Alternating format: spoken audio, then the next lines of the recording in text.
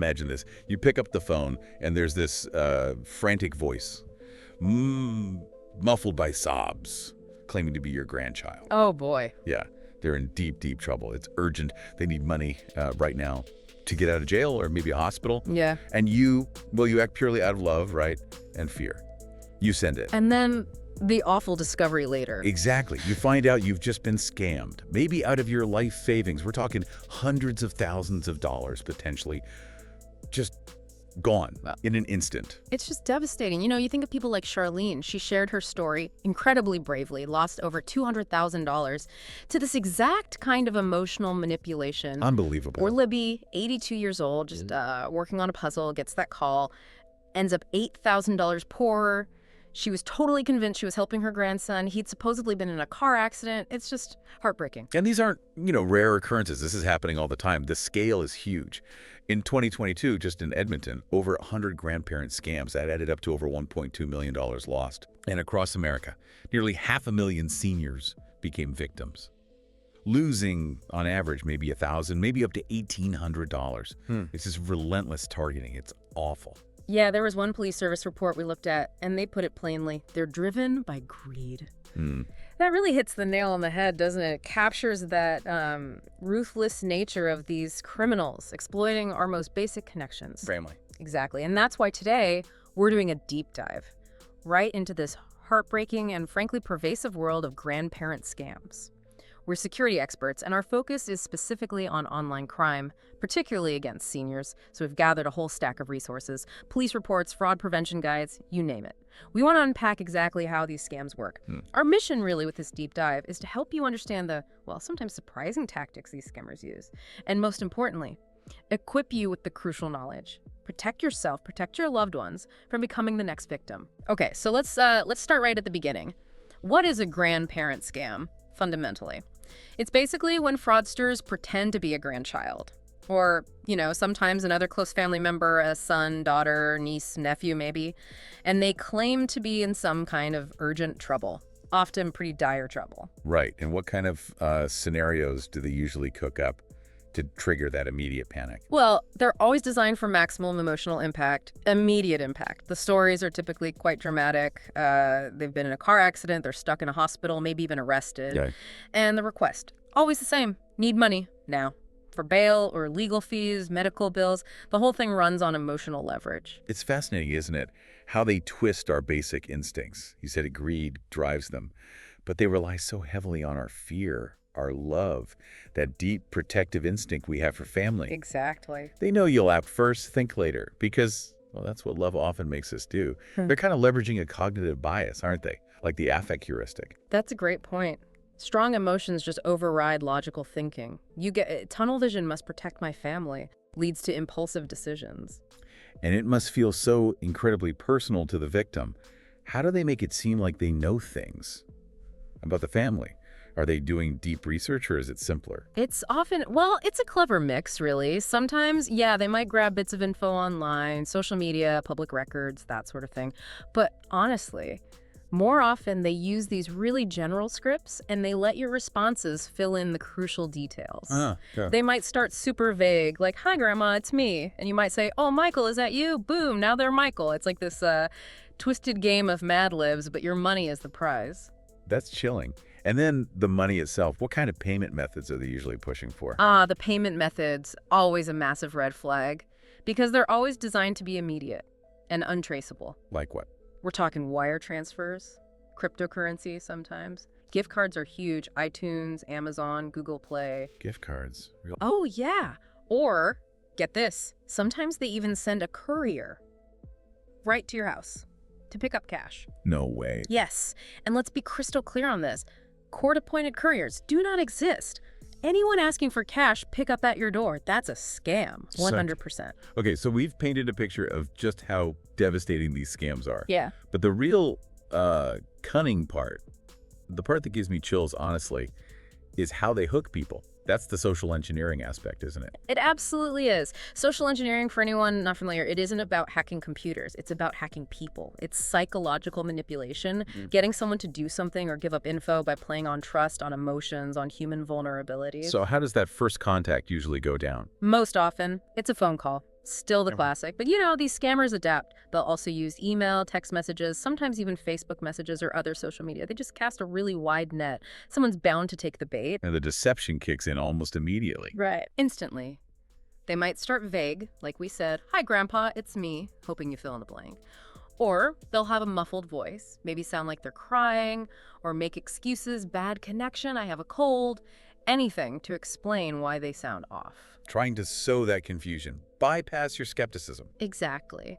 And another really common trick, calling late at night or very early morning, catches you off guard. You're groggy, not thinking straight, less likely to question things. Right. Makes sense. Harder to check the story, too. Precisely. They want to isolate you, prevent you from quickly calling another family member to verify.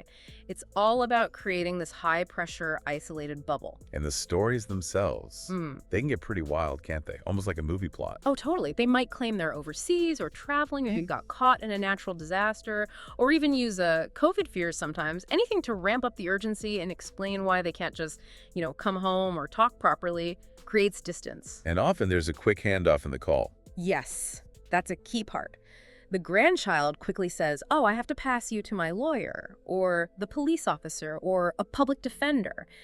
This adds this layer of fake authority, makes the whole thing sound more legitimate, applies even more pressure, makes the victim feel like they're dealing with officials. Leveraging that emotional response again. Exactly. The end goal is always the same. Put the victim under so much stress, so much emotional pressure, that they act impulsively, without thinking, without verifying. Just bypass that rational part of the brain entirely. That's the aim.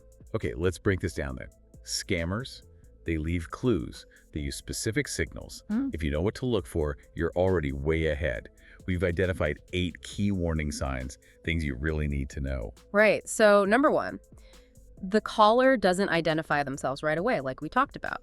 That, "Hi, Grandma, it's me," or "It's your favorite grandson." They're fishing for a name. Don't give it to them. Make them say who they are.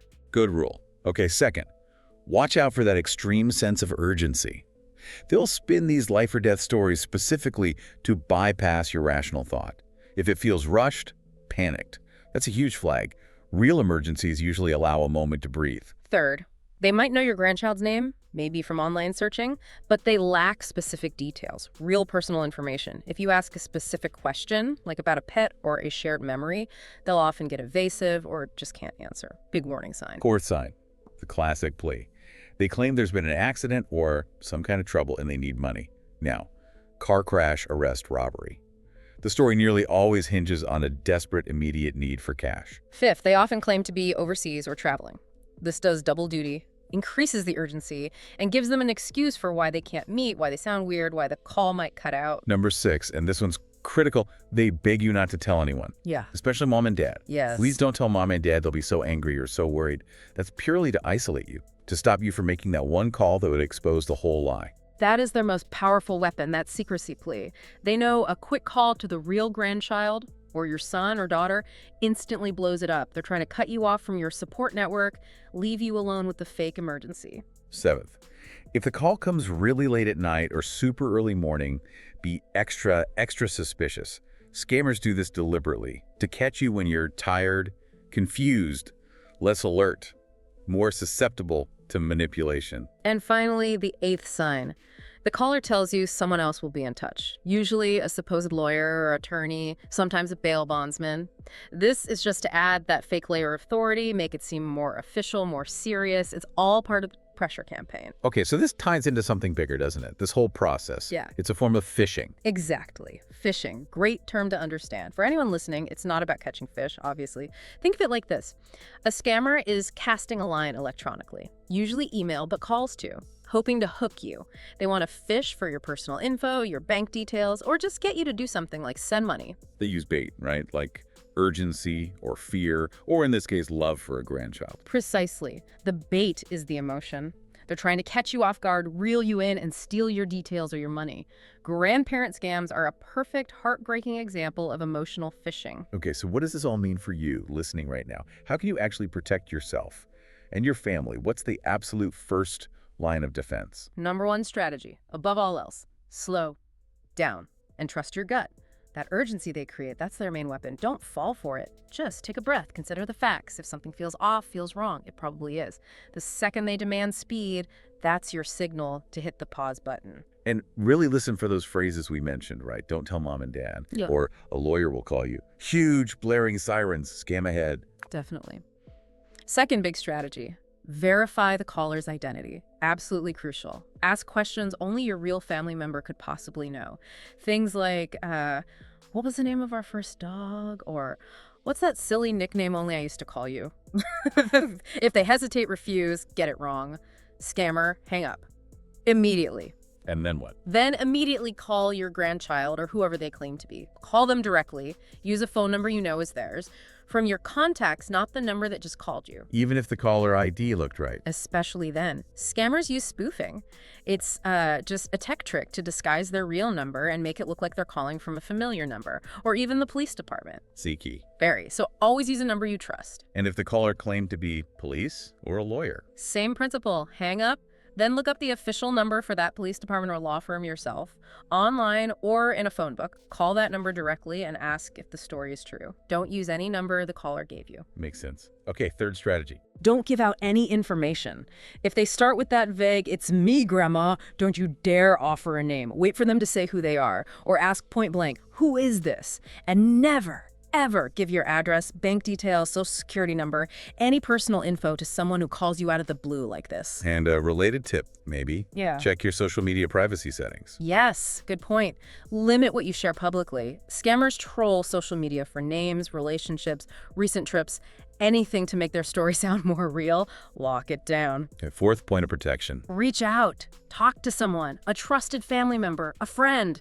Remember, scammers want you to keep it secret. They rely on isolating you. Don't let them. Exactly. Break that isolation. Call another family member, a trusted friend. Right away. Tell them what's happening. Ask them to help you check it out. Chances are your real grandchild is perfectly fine, maybe just sleeping or at school, completely unaware of the drama unfolding. And fifth, this is huge. Be incredibly wary of the payment types they demand. Absolutely critical. Legitimate requests for money almost never, ever involve these methods. Like gift cards, you mentioned those. Yes, gift cards, iTunes, Google Play, Amazon, Steam, whatever. No government agency, no hospital, no legitimate lawyer will ever ask for payment in gift cards.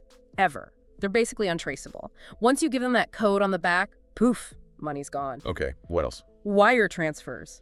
Companies like Western Union or MoneyGram, or even payment apps like Zelle, Venmo, Cash App, sending money this way. It's almost like handing over physical cash. Once it's sent, it's incredibly difficult, often impossible to get back or even trace. Scammers love them for that reason. No recourse for the victim. And that courier picking up cash thing. We said it before, bears repeating, cash picked up by a courier at your home, not legitimate, not for courts, not for lawyers, not for police, period. End of story. If someone suggests that, hang up. Okay, so let's say despite all these warnings, the worst happens. Someone you know, maybe even you, gets scammed. What then? It must feel awful, maybe embarrassing. It does, but the most important thing is don't be afraid or ashamed to come forward. You are absolutely not alone. These scammers target millions. They are professionals at manipulation. Right. So step one, report it immediately. In Canada, call your local police. Like Edmonton Police Service, their non-emergency line is 780-423-4767 or hashtag 377 on mobile. Also, crucially, report it to the Canadian Anti-Fraud Center. Their number is 1-888-495-8501. And in the U.S., report it to the Federal Trade Commission, the FTC. That's 1-877-382-4357, or online at reportfraud.ftc.gov. Also report it to the FBI's Internet Crime Complaint Center, which is ic3.gov. These agencies track scams, look for patterns, try to stop them. Your report helps. And beyond law enforcement, who else needs to know? Contact the financial institutions involved right away. Your bank, especially if you use a debit card or wire transfer, the wire transfer company itself, like Western Union or MoneyGram. Also consider contacting the credit bureaus. Equifax is 1-800-465-7166. TransUnion is 1-800-663-9980. Put a fraud alert on your file. And gather evidence. Yes, gather everything you can. The scammer's phone number, any profile name they used, how they contacted you, screenshots of messages, emails, anything. Even if it seems small, it might be a piece of a bigger puzzle for investigators. Now, the tough question. Getting money back. Is it even possible? Honestly, it's incredibly difficult. These scams are designed to make recovery hard, but it's always worth trying, and acting fast is key. If you paid with gift cards, call the company that issued the card immediately. Tell them it was used in a fraud. Maybe they can freeze the funds, but it's a long shot. Bank transfers, debit credit cards. Call your bank or credit card company instantly. Report the fraud. There might be protections, especially for credit cards, but wire transfers are tougher. Still, report it ASAP. Payment apps? Contact the app company's fraud department. Postal service, if you mailed cash. Contact the Postal Inspection Service. Cryptocurrency. Contact the exchange you used. So speed is essential, but manage expectations. Exactly. Recovery is tough, but you have to try. And reporting it helps others, even if you can't get your money back. Okay, let's shift to being proactive. Beyond just reacting, what can families do before a scam call even happens? Especially talking to older relatives. One really effective strategy is to set up a safe word, or maybe a safe phrase. Agree with your key family members' grandkids, kids on a secret word or question that only you know. Something personal, maybe funny. If someone calls claiming to be them in an emergency, you ask for the safe word. If they don't know it or hesitate, hang up, it's a scammer. That's such a simple idea, but really powerful. It's a quick, foolproof check, cuts right through the manipulation. It really does. And beyond your own family, tell others. Talk about these scams. Share what you've learned today. Maybe share this deep dive. Tell your friends, neighbors, people in your church or community center. The more awareness there is, the harder it is for scammers to succeed. And specifically when talking to older family members about this, how do you approach it? It can be sensitive. It absolutely can. The key is no judgment, no blame. Technology can be confusing, and these scammers are incredibly convincing. They are professionals. Be patient, be kind. Emphasize that anyone can be targeted. It's not about being naive, it's about being human and caring. Maybe bring it up casually, like, hey, I read about this scam going around, not like a lecture. Exactly. Weave it into regular conversation. Did you hear about that grandparent scam on the news? It normalizes the topic, makes it less intimidating. And always reinforce that hang up immediately rule. If anything feels suspicious, just hang up. You can always call back using a trusted number. Maybe leave little notes near the phone or the computer. That's a great idea. A simple reminder. Suspicious call, hang up, call trusted family member's name directly. A visual cue could be really helpful in a panic moment. And one last point. Maybe listen for clues. Changes in their finances. Yes, be attuned to that. If an older relative suddenly seems worried about money or mentions unexpected expenses or seems withdrawn, gently inquire. It could be a sign they've been targeted or even fallen victim and are too ashamed to say anything. Okay. So we've done a real deep dive into the grandparent scam today. We've looked at their tactics, the psychology, but more importantly, how to defend against them. Your best defense really is knowing those red flags we talked about and having a clear, immediate plan. Slow down, verify, reach out. It's about taking that knowledge and turning it into power, turning that potential fear into, well, fortitude, knowing what to do. Absolutely. You know, in this world just overflowing with information and sometimes misinformation, critical thinking, that's your superpower. Remember, knowledge isn't just about what you know, it's about how you apply it. Well said. So here's the final thought to leave you with. What if the next time a loved one calls, supposedly in distress? What if your very first response isn't panic? What if it's just a calm, thoughtful question? That simple, personal question that only they would know the answer to.